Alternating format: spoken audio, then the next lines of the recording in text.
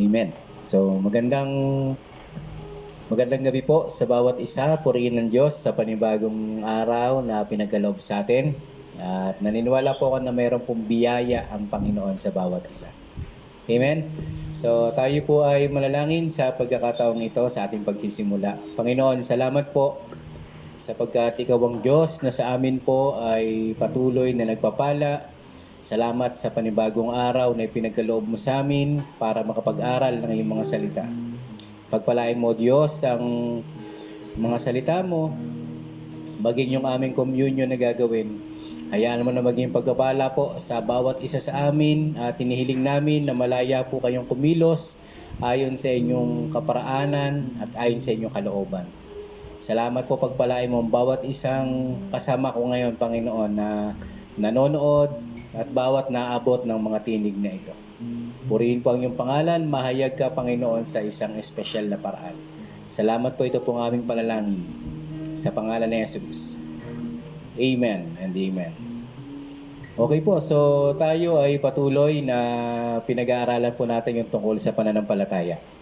Tulad nung nakaraan na sinabi ko po sa bawat isa, ang pananampalataya ay markan na ng mga believers o ng mga mananampalataya ang ating katawagan bilang mananampalataya kasi naniniwala tayo.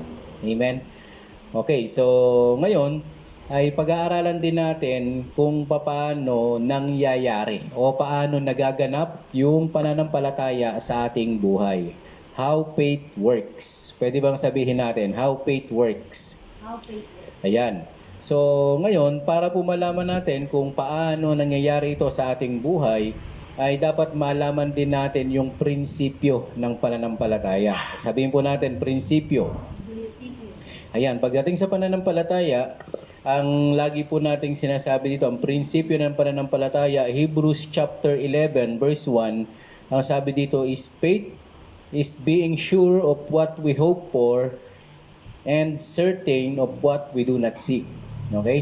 So, ibig sabihin, tayo po ay sigurado doon sa mga bagay na ating inaasahan kahit hindi natin nakikita. Ang prinsipyo ng pananampalataya ay kahit hindi ho natin nakikita yon, sigurado tayo.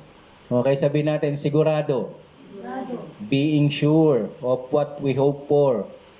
And as certain of what we do not see. Yung mga bagay na hindi natin nakikita. Pinaniniwalaan natin to. Amen. Isa pa pong prinsipyo ng pananampalataya dito sa Romans 3:27, ang sabi dito, kaya't ano ngayon ang ating may pagmamalaki? Wala. At bakit naman tayo magmamalaki? Dahil ba sa ating pagsunod sa kautusan? Kung hindi dahil sa ating pananampalataya kay Kristo, pinagmamalaki natin ang pananampalataya sa ating Panginoong Jesus. Wala ho tayong ibang pinagmamalaki pagdating sa ating pananampalataya, kundi yung pananampalataya natin sa Panginoon. Ibig sabihin nito, hindi natin pinagmamalaki na kaya tayo binibless ng Diyos ay mabait ka, masunurin ka, kundi kaya tayo nagmamalaki dun sa ating pananampalataya dahil dun sa natutunan nating, narinig nating salita at turo ng ating Panginoong Jesus. At yun ang ating ipinagmamalaki. Okay? So, prinsipyo ng pananampalataya yan. Wala tayong ibang pinagmamalaki kundi yung paniniwala natin sa atin kay Jesus Christ. Ang kamatayan niya sa krus at ang kanyang muling pagkabuhay, ipinagmamalaki natin to. At ang pananampalataya natin, nakasalalay po doon. Amen. And last, sabi po dito sa 2 Corinthians chapter 5 verse 7, isa pang prinsipyo ng pananampalataya ay sapagkat namumuhay tayo batay sa pananampalataya sa Panginoon at hindi sa mga bagay na nakikita. Okay? So pinaniniwalaan natin 'yon, yung mga ipinangako ng Panginoon. Pinaniniwalaan natin 'yon at ang pag-asa natin ay magaganap. Amen. Pinaniniwalaan natin yan. Kahit hindi natin nakikita kasi naniniwala tayo na ang nangako sa atin ay Diyos, ang nangako sa atin ay tapat at banal. Amen. So kanina sabi rito, how faith works. Okay? So ito po, it works in the following way. Number one, God gives us faith. Sabihin natin, God gives us faith. Ayan. Ang Diyos po ang nagbibigay ng pananampalataya. Okay? Siya ang nagbibigay ng kakayahan sa atin para paniwalaan natin ang salita ng Panginoon. At pag tayo ay bukas sa paniniwala sa Diyos, dadagdagan niya yung pananampalataya natin. Okay? So Romans chapter 1 verse 17. Basahin po natin. Sapagkat ipinapakita ng magandang balita kung paano ginagawang matuwid ng Diyos ang isang tao, at ito ay sa pamamagitan ng pananampalataya. Buhat sa simula hanggang sa wakas. Tulad ng sinabi sa kasulatan, ang itinuturing na matuwid ng Diyos sa pamamagitan ng pananampalataya ay mabubuhay. Amen. So, binibigyan tayo ng Diyos sa pamamagitan ng pananampalataya.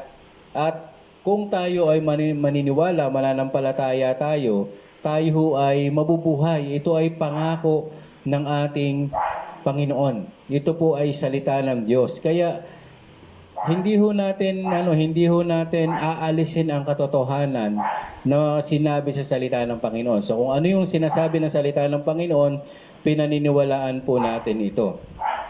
Okay, so ang tanong ay paano po natin gustong maging matuwid sa harapan ng Panginoon. Sa Romans chapter 3 verse 23, ang sabi dito ay walang nakaabot sa pamantayan ng Diyos. Kahit isa, ikaw at ako makasalanan, walang pumasa. Okay? Kaya wala tayong choice. Kung talagang pag-aaralan natin ang Biblia, wala tayong choice kundi paniwalaan natin yung paraan ng Diyos. Paniwalaan natin yung itinuro ng Biblia. Sa ganon, ituturing tayong matuwid sa harapan ng ating Panginoon. Kung hindi ho sa pamamagitan ng pananampalataya, hindi tayo ituturing na matuwid. Kasi ito ang sinasabi ng Biblia. Okay. Sa Habakuk chapter 2 verse 4, ito pa ho ang isang katotohanan. Mababasa natin. Ito ang mensahe. Ang hambog ay mabibigo sa kanyang pagmamataas. Okay? Ngunit ang matuwid ay mabubuhay sa pamamagitan ng kanyang pananampalataya. So may dalawang tinawag dito, isang hambog at isang matuwid. Yung hambog ay nagmamataas. Ang nagmamataas, hindi niya tinatanggap yung katuwiran ng iba. At sa Biblia, yung pinag-aaralan natin ay salita ng Panginoon. Pag ito ay pinanampalatayanan mo, ikaw ay matuwid sa mata ng Panginoon. Ibig sabihin, tinatanggap mo yung kaparaanan ng Diyos kung paano ito magkakaroon ng daan sa iyong buhay. So, yun po ang ibig sabihin ng pananampalataya. Tinatanggap natin yung salita ng Panginoon para mangyari sa buhay natin. Amen po ba? So, kung ano ang sinabi ng salita ng Diyos, kung ano ang sinabi ng salita ng Panginoon, paniniwalaan natin kasi Diyos po ang nagsabi dito. Okay. So sa pananampalataya, ang ibig sabihin nito, magsasubmit tayo doon sa sinabi ng Biblia. Pero kung tayo po ay magmamataas, meron tayong paraan na gagawin o kaya sa sariling karunungan. Halimbawa, ay pwede naman akong hindi magsimba, tumutulong naman ako sa mga tao. Pero ang sabi ng Biblia, ipangilin natin ang araw ng Sabat. Okay? O pwede na naman akong hindi ganito-ganyan, nananalangin naman ako sa bahay, wala akong inaaping tao. So pwedeng tama tayo. Pero may pattern ng Biblia. Meron tayong dapat sundan pagdating sa pananampalataya. Hindi tayo maggagawa o maglilikha ng batayan dahil iyon yung gusto nating gawin. Mali po iyon. Okay? Ang salita ng Diyos ay ipinabot sa bawat isa sa atin para gawin at para panampalatayanan. Para ho tayong pumasok sa isang eskwelahan. Okay? Na wala kang ibang gagawin kundi matututo ka dun sa gagawin ng teacher mo at hindi mo tuturuan yung teacher mo. Okay? Nakakita na ba kayo nung ma'am, hindi ho ganyan ang pagsulat ng R. Ganito po. Okay? Dahil ang normal, kaya tayo pumasok dun sa eskwelahan, naniniwala tayo na tama yung tinuturo ng mga teacher. Amen. Ganon din po ang Diyos. Kung tayo ay nagsasubmit, ay papaniwalaan natin kung ano yung tinuturo ng Biblia. John chapter 8 verse 31. Sabi po dito, Sinabi naman ni Jesus sa mga Hudyong naniniwala sa Kanya, kung tinutupad ninyo ang aking aral, kayo nga'y tunay na mga alagad ko. Ang salita ng Diyos nangyayari po sa buhay ng mananampalataya. Yung pananampalataya natin ay gumagawa sa ating buhay pag tayo ay sumusunod. At kapag sinusunod natin ito, ang sabi ni Jesus, tunay nga na kayo ay mga alagad ko. Bakit? Tinatanggap natin yung salita niya. Okay? So, sa Ephesians chapter 2 verse 8 and 9, ang sabi po dito, sapagkat dahil sa kagandahang loob ng Diyos, kayo ay naligtas sa pamamagitan ng pananampalataya. At ang kaligtasang ito ay kaloob ng Diyos at hindi sa pamamagitan ng inyong sarili. Hindi ito bunga ng inyong mga gawa, kaya't walang dapat ipagmalaki ang sinuman. Pwede po ba nating sabihin kaloob ng Diyos? So yung kaligtasan, hindi mo kayang iligtas ang sarili mo. Ito ho ang katotohanan. At ito po ay yung salitang pananampalataya. Pag pinaniwalaan natin yon, ito ay kaloob ng Diyos. Okay? Pag sinabing kaloob, ay galing sa Diyos, ibinigay niya sa iyo. Okay? Ibinigay niya sa bawat isa sa atin. At iyon ay dapat natin kunin, paniwalaan, panampalatayanan. Okay? So ang dahilan nun, para wala tayong may pagmalaki. Galing ito sa Diyos, hindi ito bunga ng iyong mga gawa. Kaya wala kayong may pagmamalaki. Kasi po, kung kaya mo palang maligtas sa sarili mo, bakit bumaba pa si Jesus Christ para mamatay sa krus? Para maligtas ka lang, kaya mo pala. So, insulto sa Diyos yun kapag hindi mo pinaniwalaan yung paraan ng Panginoon. Amen po ba? So, mananampalataya tayo sa Diyos kasi iyon ang paraan ng Diyos para tayo maligtas. Paniwalaan natin yung ginawa ng Panginoon. Tayo ay naligtas sa pamamagitan ng pananampalataya. At ito ay kaloob ng Diyos. Okay, hindi ito galing sa ating mga gawa para walang ipagmalaki ang sinuman sa atin. Amen. So, ang mga salitang ito ay magpapatunay na dapat maging nasa ilalim lang tayo ng salita ng ating Panginoon. Amen po ba? So, ang pananampalataya ay total obedience, yung buong-buo na pagpapailalim dun sa salita ng Panginoon kasi yun ang kalooban ng Diyos. Amen? So, puputulin na ho natin dito at gusto ko pong encourage kayo na talagang buuhin natin yung pananampalataya sa Panginoon. Yung pinag-aralan natin ay paano mangyayari yung pananampalataya sa buhay natin, dapat malaman natin yung prinsipyo. Ang prinsipyo, papaniwalaan natin na mayroong kasiguruhan na magaganap yung ating inaasahan kahit hindi pa natin nakikita. Hebrews 11:1. Nandoon po umiikot yung buong sinasabi ng pananampalataya. Amen po ba?